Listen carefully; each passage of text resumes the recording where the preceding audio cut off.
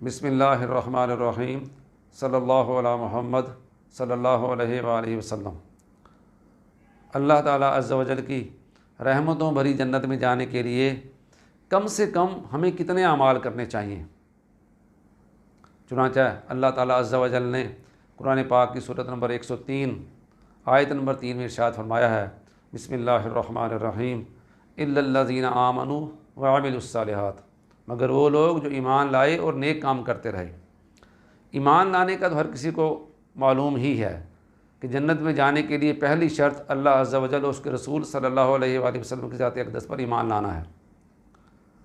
دوسری جو شرط ہے وہ ہے نیک اعمال کرتے رہے۔ اب نیک اعمال کتنے کرنے چاہیے، یہ کوشچن بڑا اہم ہے۔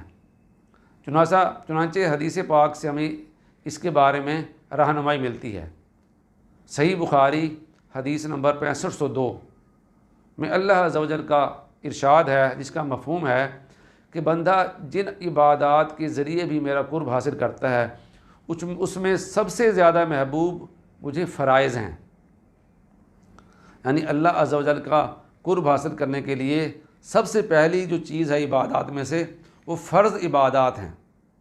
اس کے بعد صحیح مسلم حدیث نمبر 110 میں آقا صلی اللہ تعالیٰ علیہ وآلہ وسلم کے پاس ایک شخص آیا، اس نے کہا یا رسول اللہ صلی اللہ علیہ وآلہ وسلم، اگر میں 5 وقت کی نماز پڑھوں اور رمضان شریف کے روزے رکھوں اور اللہ عز و جل کی حلال کردہ چیزوں کو حلال سمجھوں اور اللہ تعالیٰ عز و جل کی حرام کردہ چیزوں کو حرام سمجھوں تو کیا میں جنت میں داخل ہو جاؤں گا؟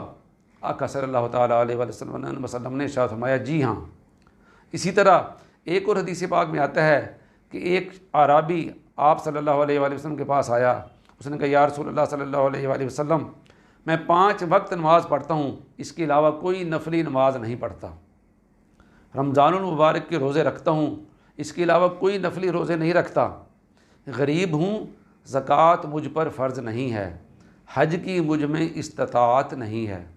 اب آپ مجھے بتائیے کیا میں جنت میں جاؤں گا یا میں دوزخ میں جاؤں گا؟ آقا صلی اللہ تعالیٰ علیہ وآلہ وسلم مسکرا دیے۔ آقا صلی اللہ تعالیٰ علیہ وآلہ وسلم نے ارشاد فرمایا، اگر تو اخلاقی برائیوں سے اپنے آپ کو محفوظ رکھے گا تو جنت میں میرے ساتھ ہوگا۔ سبحان اللہ۔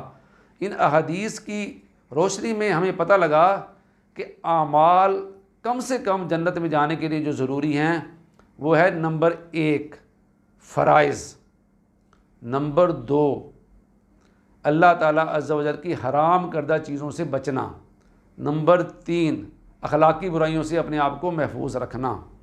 تو یہ کم سے کم کرائیٹیریا ہے جس کو اپنا کے بندہ اللہ عز و جل کی جنت کا مستحق ہو سکتا ہے۔ لیکن یہاں ایک خیال رہے کہ اللہ تعالیٰ عز و جل کی ہم رحمت سے ہی جنت میں جائیں گے، اعمال تو اس کی رحمت کو حاصل کرنے کی ایک کوشش ہے۔ اللہ تعالیٰ کی بارگاہ میں التجا ہے کہ اللہ تعالیٰ ہمیں ان باتوں پر عمل کرنے کی توفیق عطا فرمائے۔ آمین ثم آمین۔